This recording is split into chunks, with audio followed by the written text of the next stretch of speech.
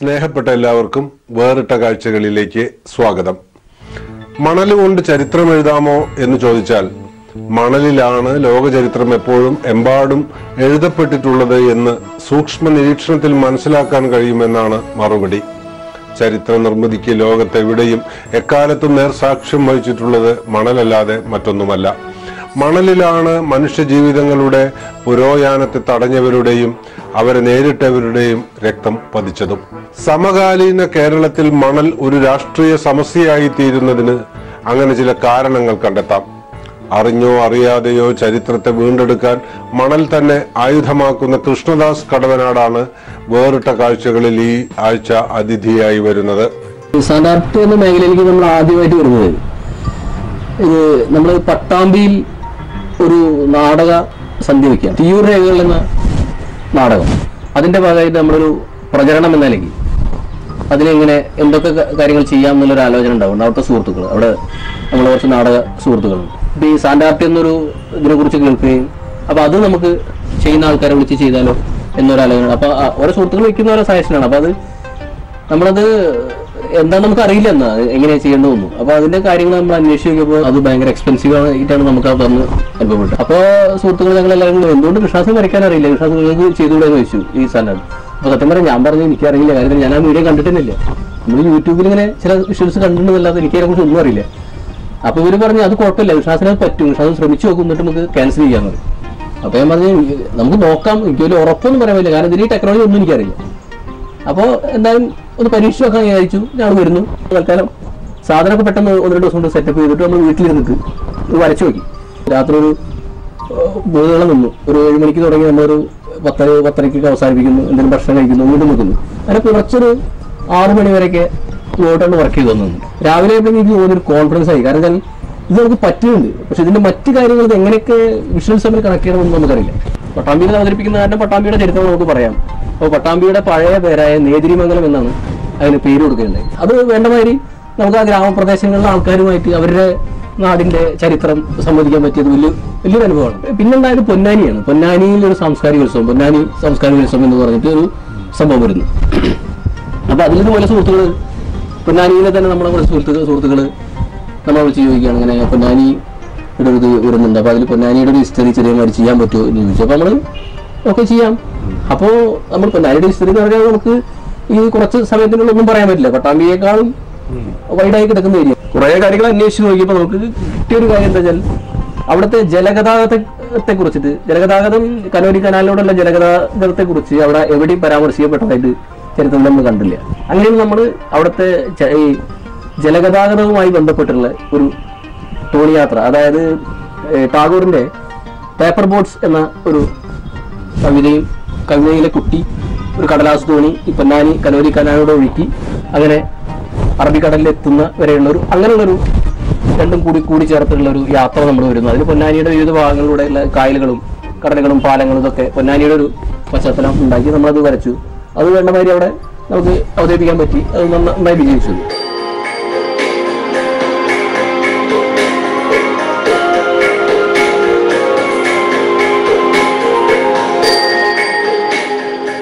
മലപ്പുറം ജില്ലയിൽ പൊന്നാനിക്കടുത്ത് കടവനാട് കാഞ്ഞങ്ങാട്ട് ശങ്കരന്റെയും ചീരമ്മയുടെയും മകൻ കൃഷ്ണദാസിന് ചില മാന്ത്രിക വിദ്യകൾ അറിയാം.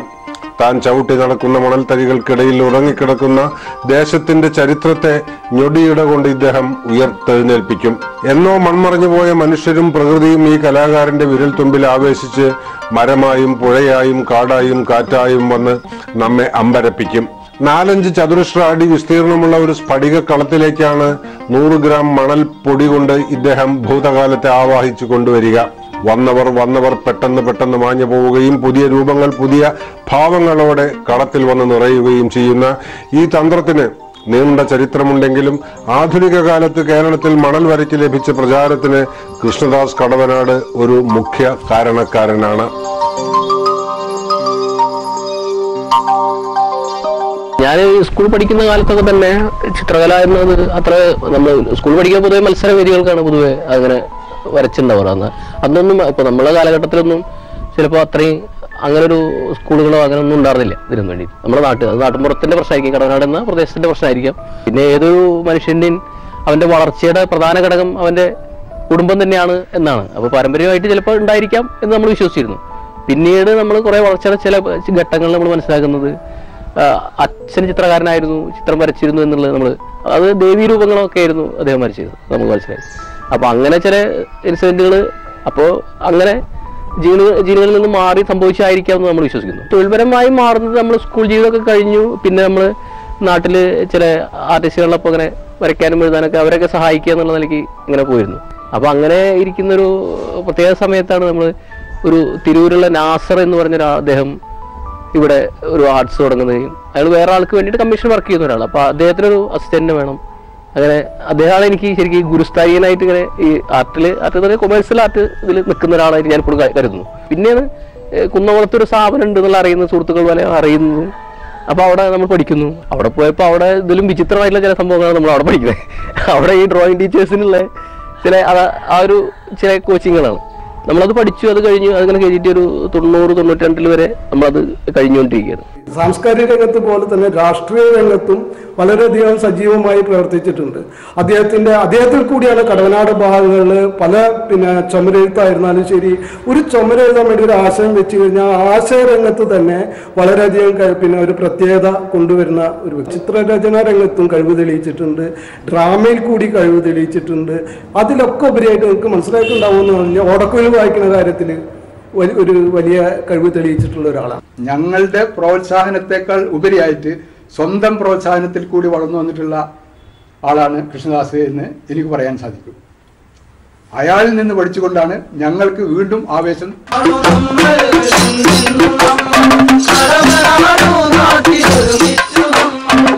ശില്പവും ചെയ്യാറുണ്ട്, പക്ഷെ അതൊക്കെ നമ്മൾ ആവശ്യത്തിന് വേണ്ടി ചെയ്യുക എന്നല്ലാതെ അത് ഫുൾ ടൈം അത്തരത്തിൽ ചെയ്യാറ്. നമ്മൾ ഓരോ കാലത്തും ആർട്ടിന് എന്താണ് ആവശ്യം, ആ ആവശ്യത്തിനനുസരിച്ച് നമ്മൾ പുതിയ പുതിയ വർക്കുകൾ ചെയ്യുന്നു എന്നുള്ളതാണ്. ഒരു ആർട്ടിസ്റ്റിനെ സംബന്ധിച്ചിടത്തോളം ഇന്നത് ചെയ്യുന്നു എന്നുള്ളതല്ല പ്രസക്തി. എനിക്ക് തോന്നുന്നു അവനവന് കിട്ടുന്ന മീഡിയം എന്താണോ അതിനനുസരിച്ച് വർക്ക് ചെയ്തുകൊണ്ടിരിക്കുക എന്നാണ് എനിക്ക് തോന്നുന്നത്. കാലത്തിന്റെ പരിണാമത്തിനനുസരിച്ച് ഓരോരോ പഠനങ്ങൾ നടത്തിക്കൊണ്ട് അദ്ദേഹം ആ മേഖലയിൽ നിലയുറച്ച് നിൽക്കാൻ ശ്രമിക്കുന്നതായിട്ട് എനിക്ക് കാണാൻ സാധിച്ചിട്ടുണ്ട്. മണൽ ചിത്ര രചന അല്ലെങ്കിൽ അതിൻ്റെ ചലച്ചിത്ര പ്രദർശനവും അതുമായി ബന്ധപ്പെട്ട കാര്യങ്ങളൊക്കെ അതിൻ്റെ സഹായിയായിട്ടും പല മേഖലകളിലും ഞങ്ങൾ പോകാറുണ്ട്. ഒരു വേദിയിൽ നിന്ന് മറ്റൊരു വേദിയിലേക്ക് രംഗപ്രവേശനം നടത്തുമ്പോൾ അതിലും എത്രമാത്രം വ്യത്യസ്തത കാണിക്കാൻ അദ്ദേഹത്തിന് സാധിക്കുന്നുണ്ട് എന്നുള്ളത് മനസ്സിലാക്കാൻ സാധിച്ചിട്ടുണ്ട്.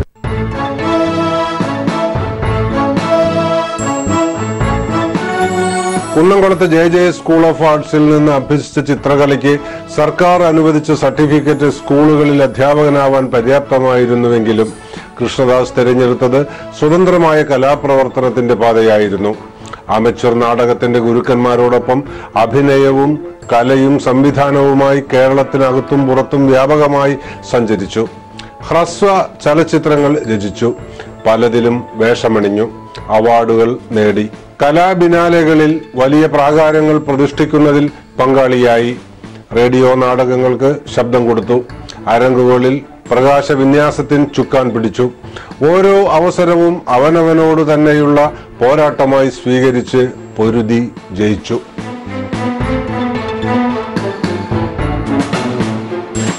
ഞാൻ പഠിക്കുന്ന കാലത്ത് ഞാനിവിടെ തൃക്കാവ് ഗവൺമെന്റ് ഹൈസ്കൂളിലാണ് പഠനം ഉണ്ടായത്. അപ്പോൾ അവിടെ നമ്മൾ പഠിക്കുന്ന കാലത്ത് സ്കൂളുകളിലൊക്കെ ചെറിയ ചെറിയ യുവജനോത്സവത്തിനാണ് നാടകങ്ങൾ അങ്ങനെ ഉണ്ടാവുക. അതങ്ങനെ ഉണ്ടാവുന്ന അവസാനം പിന്നെ നമ്മുടെ ഈ നാട്ടിൽ കടവനാട് എന്ന പ്രദേശത്ത് നമുക്ക് പണ്ടൊരു ചെറിയൊരു സംഘം ഉണ്ടായിരുന്നു, സപ്തസ്വരാറിന്റെ ചെറിയൊരു ക്ലബ്ബ് ഉണ്ടായിരുന്നു. അപ്പോൾ അതിൽ നാടകങ്ങൾ ചെയ്യുക, ബാലസംഘത്തിൻ്റെതുമായി ബന്ധപ്പെട്ട് നാടകങ്ങൾ ചെയ്യുക, അത് ചെയ്തിരുന്നത് ചേട്ടനായിരുന്നു. ശ്രീകാരൻ എന്ന് പറഞ്ഞാൽ ചേട്ടനായിരുന്നു ഡയറക്റ്റ് ചെയ്യുക. അപ്പോൾ അത് അങ്ങനെ പോകുമ്പോൾ അവിടെ നിന്ന് നമുക്ക് കിട്ടിയ കുറേ ഊർജ്ജങ്ങളാണ് നമുക്ക് പിന്നീട് നമ്മളെ നാടക പ്രവർത്തനങ്ങളിൽ നമ്മളിങ്ങനെ പിന്തുടർന്നുകൊണ്ടിരിക്കുന്നത്. അപ്പോൾ ഈ പ്രൊഫഷണൽ നാടകം നമ്മൾ പൂരപ്പുറമെന്ന് കാണുന്നു, അപ്പോൾ അതിൽ നമ്മൾ അഭിനമിക്കുന്നു. ഭയങ്കരമായ സെറ്റിങ്സും കാര്യങ്ങളൊക്കെ കണ്ടിട്ട് അന്ന് ഈ സുജാത മാഷയൊക്കെ നേരിട്ട് കാണുക പറഞ്ഞാൽ ഭയങ്കര ഒരു ദൈവത്തെ കാണുമായിരുന്നു. കാരണം അത്രയും സെറ്റിങ്സുകളാണ് അവരൊക്കെ ചെയ്തത്. പിന്നെ നമ്മൾ ഇവിടെ കൂട്ടുകൃഷി എന്ന നാടകം പൊന്നാനി നാടകം ചെയ്യുമ്പോൾ അതിൻ്റെ ഇടയിൽ അവരൊപ്പം പ്രവർത്തിക്കുമ്പോൾ അങ്ങനെ ആ വഴിയിലൂടെ സഞ്ചരിച്ചുകൊണ്ടിരിക്കുമ്പോഴാണ് നാടകവേദി രണ്ടാമതൊരു നാടകം മോഹനസുന്ദരപാലം എന്ന് പറയുന്ന നാടകം ഈ തുപ്പേട്ടൻ്റെ നാടകത്തിലെ ആ നാടകം ചെയ്യാൻ ഇവിടെ പൊന്നാനി വരുന്നത്. അപ്പോൾ ആ സമയത്ത് അതിലെ സെറ്റിങ്സ് ചെയ്യാന്നുള്ള നിലയ്ക്ക് നരിപ്പറ്റ രാജമാഷ് ആരൊക്കെ ഇങ്ങനെ അന്വേഷിച്ചപ്പോൾ ഏതാണ് നമ്മുടെ സുഹൃത്തുക്കൾ പറയുന്നത് ഇങ്ങനെ കൃഷ്ണദാസ് സാറുകൾ പറയുന്നുണ്ട്, അപ്പോൾ അതിന് വിളിക്കാം. അപ്പോൾ അങ്ങനെ ഞാൻ പോകുന്നു. അവിടെ ചെന്നിട്ട് നമ്മളിതിനെ നമുക്കറിയില്ല എന്താ സംഭവിക്കുന്നത്. നമ്മളവിടെ പോയിട്ട് ഇരിക്കുന്നു, ഇങ്ങനെ കാണുന്നു. പെട്ടെന്നൊരു നാടകത്തിലെ ഒരു ക്യാരക്ടർ ഇല്ല അതിൽ. അപ്പോൾ അതിൽ ലോക്കൽ അധികാരി എന്ന് പറഞ്ഞൊരു ക്യാരക്ടർ അതിലില്ല. അപ്പോൾ രാജ്മാഷ് പെട്ടെന്ന് പറഞ്ഞ് എന്നോട് പറഞ്ഞു അതിൽ നിൽക്കണമെന്നാണ് അവർ. അപ്പോൾ ഞാൻ പറഞ്ഞു എനിക്ക് അറിയില്ല അതിൻ്റെ സ്വഭാവം അല്ല, നീ അവിടെ നിന്ന് അവിടെ ഇരുന്നാൽ മതി, ഞാൻ പറയുന്നത് ചെയ്തു പറഞ്ഞാൽ നമ്മൾ ഇരുത്തുന്നു, നമ്മൾ ചെയ്യുന്നു. പിന്നെ ആ ലോക്കൽ അധികാരി അഭിനയിക്കാൻ വന്നപ്പോൾ അവരോട് പറയാം നീ അഭിനയിക്കേണ്ടത് ഇയാളെ ചെയ്തു എന്ന് പറയും. അപ്പോൾ ഞാൻ അതിൻ്റെ സ്ഥിരം ഒരു ലോക്കൽ അധികാരിയായി മാറി. പിന്നെ ആ നാടകങ്ങൾ കേരളത്തിന് പുറത്ത് ബോംബെയിൽ അതുപോലെ ഡൽഹി അവരൊക്കെ പല ഫെസ്റ്റിവലിലും കളിക്കൊക്കെ ഉണ്ടായി. ഈ സർഗാത്മകതയ്ക്ക് ഒരു മൂർത്ത രൂപമുണ്ടെങ്കിൽ അത് കൃഷ്ണദാസ് എന്ന് ഞാൻ പറയും. അത്ര ക്രിയേറ്റീവായിട്ടാണ് ഓരോ പ്രോഗ്രാമിനും എൻ്റെ കൂടെ വന്നിട്ടുള്ളത്. മുന്നരങ്ങിലാണോ വർക്ക് പിന്നരങ്ങിലാണോ വർക്ക് എന്നതൊന്നും അദ്ദേഹം ചിന്തിക്കാറേ ഇല്ല. പലപ്പോഴും ഞാൻ ഇന്ന മെറ്റീരിയൽ ഇന്ന ഉണ്ടാക്കിക്കൂടെ എന്നൊക്കെ ചോദിക്കാറുണ്ട്. കാരണം എനിക്ക് കൃഷ്ണദാസിനേക്കാൾ നാടകത്തിന്റെ ബാക്ക് സ്റ്റേജ് പരിചയമുണ്ട് എന്നൊരു അഹങ്കാരം ഉണ്ടായിരുന്നു. പക്ഷെ പക്ഷെ അങ്ങനെയല്ല, ഇന്ന സാധനം കൊണ്ടാണ് കൂടുതൽ നല്ലത്, ഇന്ന എളുപ്പത്തിൽ ഇങ്ങനെ ചെയ്യാൻ പറ്റും, ഇന്ന മെറ്റീരിയൽ ഉണ്ടായാൽ മതി എന്നൊക്കെ ഇങ്ങോട്ട് അങ്ങനെ ഞാൻ ഒരുപാട് കാര്യങ്ങൾ കൃഷ്ണദാസിൽ നിന്ന് ഇങ്ങോട്ട് പഠിച്ചിട്ടുണ്ട് ബാക്ക് സ്റ്റേജ് വർക്കിന്റെ കാര്യത്തിൽ, especially property making and set designing.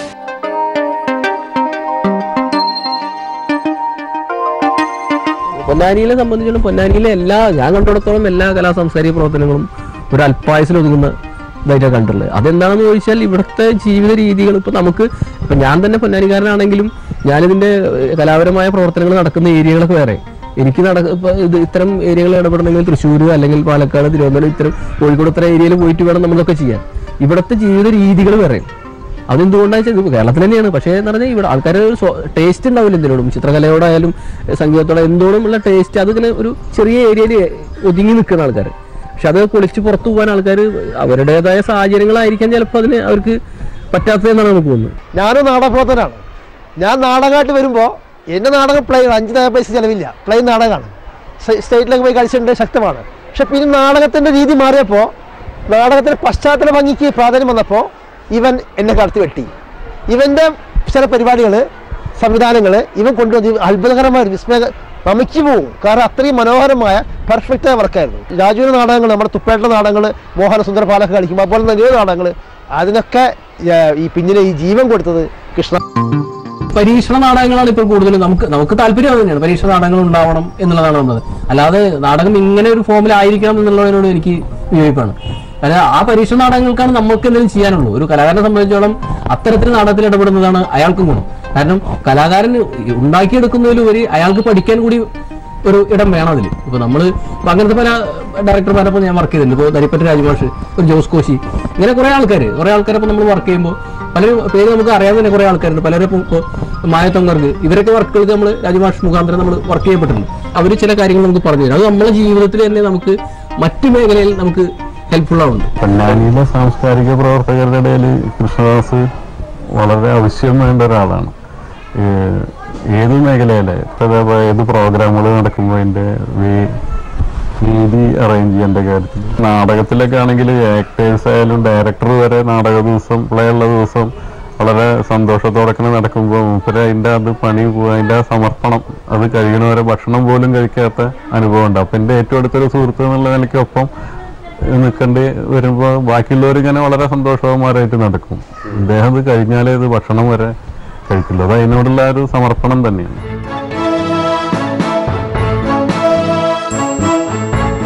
ചരിത്രത്തിൽ കൃഷ്ണദാസിന് മുൻപേ താല്പര്യമുണ്ടായിരുന്നു.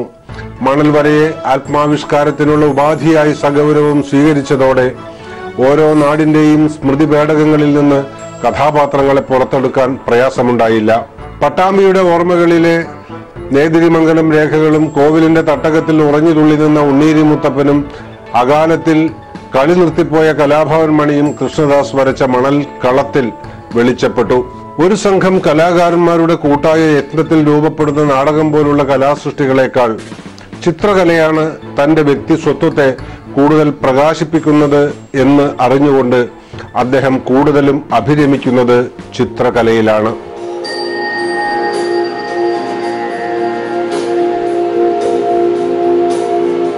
ഈ സാൻഡാർട്ട് എന്ന ഒരു മീഡിയം ഈ പുതിയ കാലത്തിൽ കടന്നു വന്നൊരു സാധനമാണ്.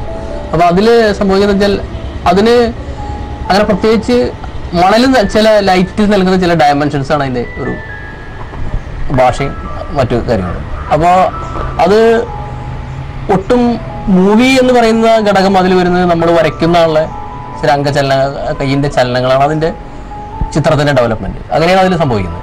അപ്പോൾ ഒരു ചിത്രത്തിൽ നിന്ന് മറ്റൊരു ചിത്രത്തിലേക്ക് വരുന്ന ഒരു മാറ്റം അങ്ങനെ നമുക്ക് കാണാൻ പറ്റും. ഇപ്പോൾ ഈ ആനിമേഷൻ എന്ന് പറഞ്ഞ സാധനത്തിൻ്റെ മറ്റൊരു മാനുവൽ രൂപമാണ്. പണ്ട് കാലത്ത് ആൾക്കാർ ഓരോ ഫ്രെയിം വരച്ചിരുന്നതിൻ്റെ വേറൊരു രൂപമാണ് നമ്മളിപ്പോൾ ഈ ഒരു മീഡിയത്തിൽ സാധ്യമാവുന്നത്. പിന്നെ അതിന് നമുക്ക് സ്പീഡ് കൂട്ടിയിട്ടും പല അർത്ഥത്തിൽ അതിന് എന്താ പറയുക പല എഫക്റ്റുകളും കൊടുത്തിട്ട് അത് കുറച്ചും കൂടി എഫക്റ്റീവ് ആകാൻ ശ്രമിക്കാം. പക്ഷേ നമ്മൾ കൂടുതലും അത്തരത്തിലുള്ളൊരു വർക്കല്ല നമ്മൾ ആലോചിക്കുന്നത്. നമ്മൾ ലൈവായി ജനങ്ങളോട് സംവദിക്കുന്ന ഒരു രീതിയാണ്. അപ്പോൾ നമ്മൾ കൂടുതലും ഇപ്പോൾ ഈ സാൻഡാർട്ടിൽ ചെയ്തിട്ടുള്ളത് മുഴുവൻ എല്ലാ വർക്കുകളും ഏത് വർക്ക് എടുത്ത് നോക്കുകയാണെങ്കിലും നമ്മൾ നാടിൻ്റെ ചരിത്രം അല്ലെങ്കിൽ ചില കഥാപശ്ചാത്തലങ്ങൾ ഇങ്ങനെയൊക്കെയാണ് നമ്മൾ ചെയ്യാറ്. പിന്നെ നമുക്ക് ഹിസ്റ്ററി നമുക്ക് കൂടുതൽ ഇഷ്ടമുള്ള കാരണം നമ്മൾ പ്രദേശത്തിൻ്റെ ഹിസ്റ്ററികൾ ചെയ്യാൻ തുടങ്ങി. അപ്പോൾ അത് നമുക്കത് ജനങ്ങളുമായിട്ട് ഒരു പ്രദേശത്തിൻ്റെ ഹിസ്റ്ററി നമ്മൾ പറയുകയാണെങ്കിൽ ആ പ്രദേശത്തുള്ളവർക്ക് അതിൻ്റെ ഒരു വിഷ്വൽ കാണുമ്പോൾ അവരിലുണ്ടാവുന്ന ചില ആനന്ദങ്ങൾ അത് നമ്മൾ ലൈവായിട്ട് ചെയ്യുമ്പോഴേ കിട്ടുള്ളൂ. ഇപ്പം നമ്മളത് എഡിറ്റ് ചെയ്ത് അത് ഇറക്കുമ്പോൾ എന്താ വെച്ചാൽ ആൾക്കാർക്ക് അത് എഡിറ്റ് ചെയ്തുള്ളൊരു വേഷൻ എന്നുള്ള നിലയ്ക്ക് ആൾക്കാർക്ക് കാണുന്നില്ലാതെ അതിൻ്റെ ഒരു ചിത്രത്തിൻ്റെ ഒരു മാറ്റം അതൊക്കെ ഒരു പ്രദേശത്തിൻ്റെ മാറ്റം തന്നെയായിരിക്കും. വരയ്ക്കാൻ അറിയാവുന്ന ആർക്കും ഈ വീഡിയോത്തെ പെട്ടെന്ന് വശത്താക്കി എടുക്കാൻ പറ്റുന്നത് ഒന്ന്. പിന്നെ ഇതിൻ്റെ മുന്നോടിയായിട്ട് നമ്മൾ ചെയ്യേണ്ടതിനൊരു ഒരുക്കം ഉണ്ട്. നമുക്ക് എന്തിനും നമ്മളിപ്പോൾ നാടകം ചെയ്യുമ്പോൾ അതിൻ്റെ റിഹേഴ്സലും കാര്യങ്ങളൊക്കെ വേണമല്ലോ. അതുപോലെ തന്നെ ഇതിനും നമ്മൾ ഒരു കഥ എടുക്കുമ്പോൾ കഥയ്ക്കൊരു സ്റ്റോറി കൂടി ഉണ്ടാക്കണം ശരിക്കും. എന്നിട്ട് അതിൽ ഏത് ചിത്രം ഏതിലേക്ക് നമ്മൾ കണക്ട് ചെയ്യണം, ഇങ്ങനെ ഒരു രീതി ഇതിനകത്തുണ്ട്. ആദ്യത്തെ പ്രോഗ്രാം അവതരിപ്പിച്ചത് പട്ടാമ്പി നേതിരിമംഗലം പേരുകൾ എന്നുള്ള വർക്കാണ് ആദ്യമായിട്ട് ചെയ്തത്. അതിപ്പോൾ ഇങ്ങനെ മണൽചിത്ര രചനയ്ക്ക് വരാൻ തന്നെ കാരണം ആ ഒരു പ്രോഗ്രാമാണ്. അതിലൂടെയാണ് പിന്നെ ബാക്കിയുള്ള പ്രോഗ്രാംസൊക്കെ ചെയ്തിട്ടുണ്ടായിരുന്നത്. ഡിസ്കസ് ചെയ്യാറുണ്ട്, അങ്ങനെ ഒരു പ്രോഗ്രാം വന്നു കഴിഞ്ഞിട്ടുണ്ടെങ്കിൽ അതിനെങ്ങനെ വർക്കൗട്ട് ചെയ്യണം എന്നുള്ള രീതിയിൽ ഒരു ഒപ്പീനിയൻ ചോദിക്കാറുണ്ട്. നമുക്ക് പെട്ടെന്ന് എന്തെങ്കിലും ഒരു സാഹചര്യം വന്നു കഴിഞ്ഞിട്ടുണ്ടെങ്കിൽ അത് പെട്ടെന്ന് എങ്ങനെ ഓവർകം ചെയ്യണം എന്നുള്ളത് ആ ഒരു നിമിഷത്തിൽ പെട്ടെന്ന് ചിന്തിക്കാൻ പറ്റുന്ന ഒരാളാണ്. അതുകൊണ്ട് തന്നെയാണ് ഈ കലയുടെ രീതിയിലും പെട്ടെന്ന് നമ്മളെങ്ങനെ അത് തരണം ചെയ്യണം, ഒരു പ്രതിസന്ധി ഘട്ടം വന്നാൽ അത് എങ്ങനെ ഓവർകം ചെയ്യണം എന്നുള്ളത് ചെയ്യാൻ പറ്റുന്നുണ്ട് പെട്ടെന്ന്. കൊണ്ടു ഞാൻ ദൂരെ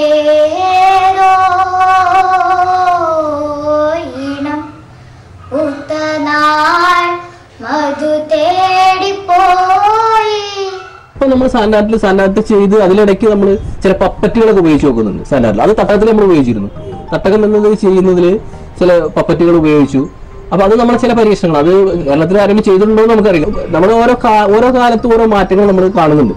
അപ്പൊ അതുപോലെ തന്നെ സാൻഡാർട്ട് എന്ന് പറയുന്ന സാധനം ഇപ്പൊ പലരും ചെയ്ത് നമ്മളവിടെ പോപ്പുലർ ആയി. അപ്പൊ നമ്മൾ പുതിയൊരു മീഡിയം ഇനി എന്ത് എന്നുള്ളതാണ് നമ്മൾ അന്വേഷണം. അപ്പൊ നമ്മളെ ഇത്ര ഒരു ഗവേഷണ ബുദ്ധിയിലൂടെ നമ്മളിപ്പോ പുതിയൊരു മാധ്യമത്തെ നമ്മൾ പരിചയപ്പെടുത്താൻ നമ്മൾ ആഗ്രഹിക്കുന്നുണ്ട്. അത് ലൈറ്റ് ചെയ്തിട്ടുള്ള ഡ്രോയിങ്, ലൈറ്റിംഗ് ഡ്രോയിങ് പോലത്തെ അങ്ങനെ ചില ലൈറ്റുകളൊക്കെ ഉപയോഗിച്ച് ചില പ്രതലത്തിൽ വരയ്ക്കുന്നു.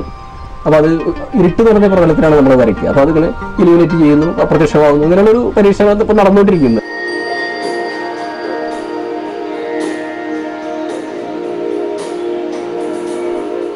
ഒരു കലാകാരൻ എന്ന് പറഞ്ഞാൽ എന്ത് മീഡിയം കിട്ടുന്നു അതിൽ ചെയ്യുന്നപ്പോൾ ഇൻ കേസ് നമുക്ക് കുറച്ച് കല്ല് കൊണ്ടുവരുന്നു, ആ കല്ലിൽ പണിയെടുക്കുമ്പോൾ അതൊരു കലയാണല്ലോ. അപ്പൊ എന്ത് മീഡിയം കൊണ്ട് വർക്ക് ചെയ്യുന്നു എന്നുള്ളതല്ല, നമുക്ക് കിട്ടുന്നത് എന്തും നമുക്ക് വഴക്കാൻ പറ്റണം, അല്ലെങ്കിൽ നമുക്ക് ഉപയോഗിച്ച് നമുക്ക് അതുമായി നമ്മൾ പൊരുത്തപ്പെട്ട് നമുക്ക് അതുകൊണ്ടൊരു സൃഷ്ടി ഉണ്ടാക്കാൻ പറ്റണം.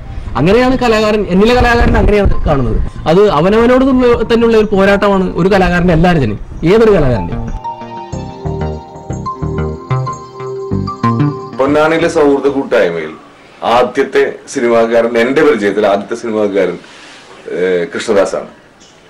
ആദ്യം അടയാളങ്ങൾ എന്ന് പറയുന്ന ശശിയേട്ടന്റെ സിനിമയിലെ ആർട്ട് ഡയറക്ഷൻ ആയിട്ടാണ് ദാസൻ തുടങ്ങിയതാണ് എൻ്റെ ഒരു ധാരണ. അവിടുന്ന് പിന്നെ ഒരുപാട് സുഹൃത്തുക്കളെ ദാസൻ സിനിമയുമായി ഇൻഡസ്ട്രിയുമായി ബന്ധപ്പെടുത്തുകയും കുറെ ആളുകൾ വർക്ക് ചെയ്യുകയൊക്കെ ചെയ്തിട്ടുണ്ട്. കൃഷ്ണദാസിന്റെ ഒരു എനർജിക്ക് തന്നെയാണ് പൊന്നാനിലെ പല ഇപ്പോഴത്തെ സംവിധായകർക്കും അല്ലെങ്കിൽ എഴുത്തുകാർക്കും എന്നെ പോലുള്ള നടന്മാർക്കൊക്കെ ഭയങ്കരമായിട്ട് പ്രചോദനമായിട്ടുള്ളതാണ് എൻ്റെ ഒരു ധാരണ. കമേഴ്ഷ്യൽ ആർട്ടിലായിരുന്നു തുടക്കം. പരസ്യപ്പലകയിൽ ചായം തേച്ചു കഴിയുന്ന കാലത്താണ് ശുദ്ധകലയുടെ വാതായനങ്ങൾ തുറന്നു കിട്ടിയത്. തികച്ചും അപരിചിതമെങ്കിലും ലഭിച്ച അവസരങ്ങൾക്ക് മുന്നിൽ പകച്ചു നിൽക്കാതെ വല്ലഭന് പുല്ലുമായുധം എന്ന സിദ്ധാന്തത്തിൽ ഉറച്ചു വിശ്വസിച്ച് ഈ കലാകാരൻ മുന്നോട്ട് പോയിക്കൊണ്ടേ ഇരിക്കുന്നു.